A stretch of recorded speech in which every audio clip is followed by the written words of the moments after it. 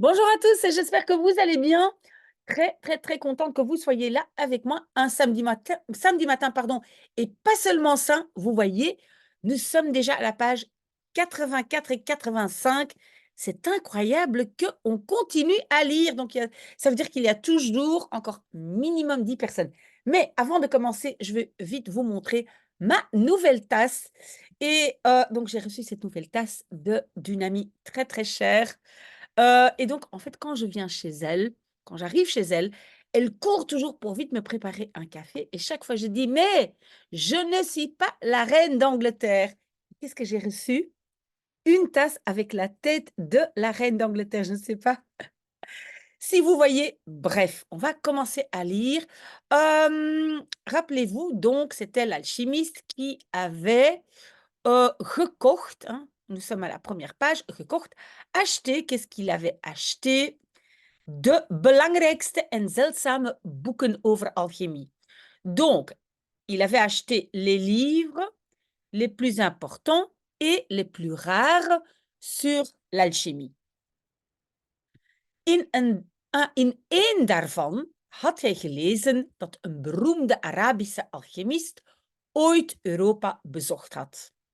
Donc, dans un des livres, il avait lu qu'un alchimiste arabe renommé, hein, beroemd renommé, avait visité un jour l'Europe. Hij was ruim 200 jaar oud. Il avait, hein, pour l'âge on dit il avait, largement 200 ans d'âge. Zo zei men. Ainsi on disait. En had de steen der wijzen en het levenselixier ontdekt. Et avait, et le verbe est donc ontdekt, découvert, la pierre des sages, mais bon, on dit la pierre philosophale, et l'élixir de vie. J'espère que vous me suivez. De Engelsman was diep onder de indruk van dat verhaal. Donc, l'anglais était profondément sous l'impression. Mais sous l'impression, onder de indruk, ça veut dire impressionné. Donc, il était profondément impressionné par cette histoire, maar het was daar waarschijnlijk bij gebleven als een vriend hem bij zijn terugkeer van een archeologische expeditie in de woestijn niet had verteld over een Arabier die uitzonderlijke gaven had. Une très longue phrase. Je dépose un instant ma tasse. Donc, mais cela était probablement resté daarbij avec ceci. Donc, probablement, il n'aurait rien fait de plus, hein, ça serait resté là où l'histoire s'arrêtait. Si un ami, lui, lors de son retour d'une expédition archéologique dans le désert, n'avait pas raconté d'un Arabe qui avait des gaven, des dons exceptionnels. Un ami lui raconte d'un Arabe qui avait des dons exceptionnels. Hij woont in de oase El Fayoum, had zijn vriend gezegd. Il habite dans l'oase El Fayoum, had gezegd, avait dit son ami. En de mensen beweren dat hij 200 jaar oud is.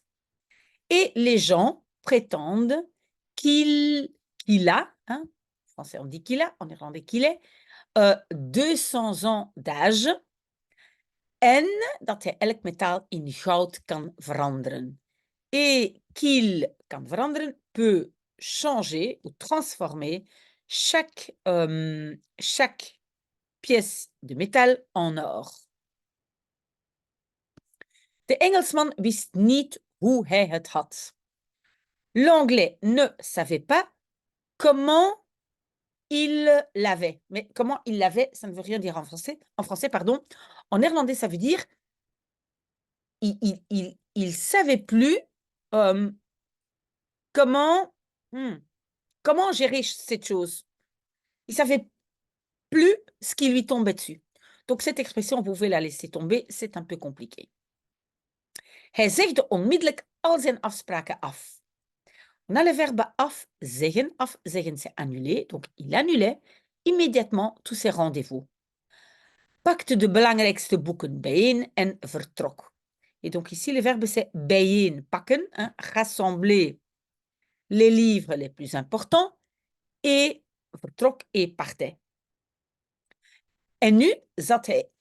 Pardon. Voilà. En nu zat hij hier in dit pakhuis dat eerder een stal leek. Et maintenant, il était ici, dans cet hangar qui semblait plutôt une étable. D'accord? Oui, c'est un peu en français bric-à-brac, hein? Désolé, c'est pour qu'on comprenne bien. Terwijl buiten een immense karavaan zich opmaakte om door de Sahara te trekken. Tandis que dehors, une caravane immense zich opmaakte, se préparait pour te trekken, pour, oui, c'est un peu comme faire du trekking, mais pour traverser, donc door, à travers le Sahara. Die caravane zou langs Al-Fayoum komen. Cette caravane zou komen, viendrait le long, on ne dit pas en français viendrait le long, passerait à El Fayoum. Ik moet die verdomde alchemist leren kennen, dacht de Engelsman. Je dois leren kennen, apprendre à connaître, ce sacré alchimiste, pensait l'anglais. En de lucht van de dieren werd iets wat draaglijker. Et l'air des animaux devenait iets wat un tout petit peu draaglijker, plus supportable. Hein, le à la fin, c'est le plus supportable. C'est un comparatif. Een jonge Arabier, eveneens zwaar beladen met koffers, stapte bij de Engelsman binnen en groette hen. Un jeune arabe, également chargé à mort, chargé lourdement, hein, zwaar beladen, chargé lourdement, avec des valises. Et puis le verbe c'est stapte binnen, hein, binnenstappen, entrer chez l'anglais, et le saluait. Waar ga je heen? Vroeg de jonge Arabier. Où vas-tu? Demandait le jeune arabe. Oui, le heen, hein, c'est direction. Naar de woestijn, antwoordde de Engelsman. Je vais dans le désert, répondait l'anglais. En boog zich weer over zijn lectuur. Zich buigen over, c'est se pencher sur. Et donc, se penchait à nouveau sur sa lecture. Hij had nu geen zin om te praten. Il avait maintenant pas envie de parler. Hij moest alles ophalen. Il devait tout ophalen. Ici, je pense que ça veut dire plutôt répéter ou revoir.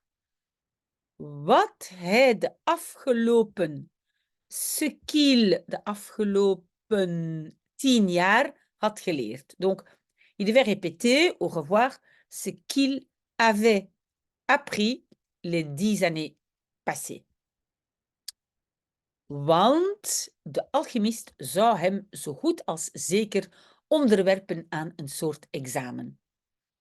Car l'alchimiste zou hem onderwerpen, le soumettrait, zo goed als zeker, presque certainement, à une sorte d'examen.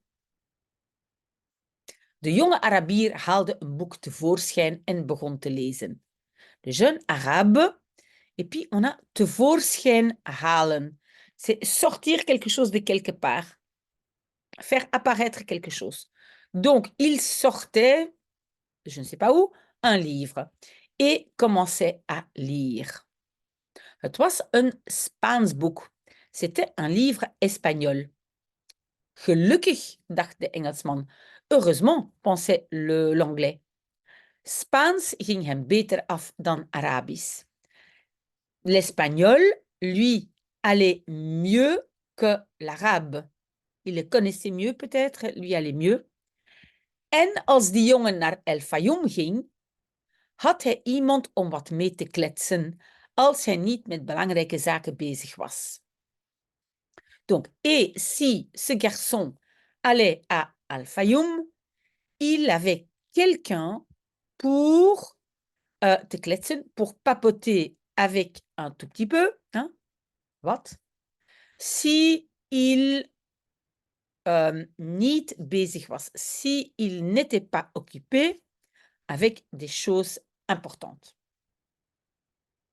Wat grappig, dacht de jongen. Que c'est marrant, pensait le garçon, terwijl hij voor de zoveelste keer de begrafenisscène uit het begin van het boek probeerde te lezen. Tandis qu'il, pour la énième fois, probeerde te lezen, essayait de lire la scène d'enterrement du début du livre. Ik ben nu al bijna een jaar geleden begonnen met dit boek en ik kom maar niet verder dan deze eerste paar bladzijden. Donc ici, le verbe c'est ik ben begonnen. J'ai commencé maintenant déjà presque il y a un an avec ce livre et le verbe c'est verder komen, avancer. Et je n'avance, maar niet, même pas, maar, en ik kom maar niet verder dan. Ah oui, je n'avance pas plus loin que ces premières pages. Ces premières quelques pages. OK? J'espère que vous suivez. Zelfs zonder dat een koning hem stoorde, kon hij zich niet concentreren. Même sans que un roi, lui, ou le dérangeait, il ne pouvait pas se concentrer. Hij twijfelde nog steeds over zijn beslissing. Il doutait encore toujours de sa décision. Maar hij begreep wel één belangrijk iets. Mais il comprenait bien une chose importante. Beslissingen zijn niet meer dan het begin. De décisions ne sont pas plus que le début.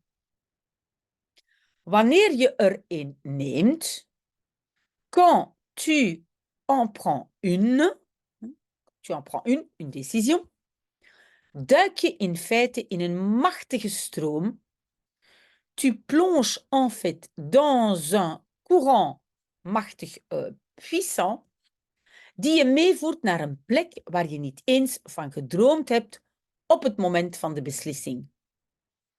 Donc, un courant qui t'emmène, meevoeren, qui t'emmène vers un endroit où tu n'as niet eens même pas dont tu n'as même pas rêvé. Et donc, le dont, c'est le waarvan tu n'as même pas rêvé au moment de la décision. OK? Toen ik besloot om op zoek te gaan naar mijn schat, on va déjà traduire ça, lorsque je décidais d'aller gaan à la recherche de mon trésor, had ik nooit gedacht dat ik zou gaan werken in een kristalwinkel. Donc, je n'avais jamais pensé que je zou gaan, irais travailler dans un magasin de cristal. Dacht de jongen om zijn redenering te staven. Pensait le garçon pour staven, peut-être étayer son raisonnement. Net zo is het besluit om met deze caravan mee te gaan, dan wel van mij, maar wat het verloop betreft, tast ik in het duister. Donc, exactement ainsi est la décision d'aller, d'accompagner avec cette caravane, ou accompagner cette caravane, alors bien de ma part, donc cette décision vient bien de ma part, mais Wat betreft ce qui concerne, het verloop, c'est le déroulement. Tast ik in het duister? Je suis dans l'obscurité. Tasten, c'est un peu comme fouiller, hein, sentir où on est dans le noir. OK, mais donc je suis dans l'obscurité. Presque fini déjà. De andere Européen zat nog steeds te lezen. L'autre Européen était encore toujours en train de lire. Wat een, quel, et on ne sait pas. Ça sera pour la semaine prochaine. J'espère qu'on continuera à lire et moi, je continue à boire dans ma tasse de la reine d'Angleterre. Voilà, un très, très bon samedi à vous. À très, très bientôt. Au revoir.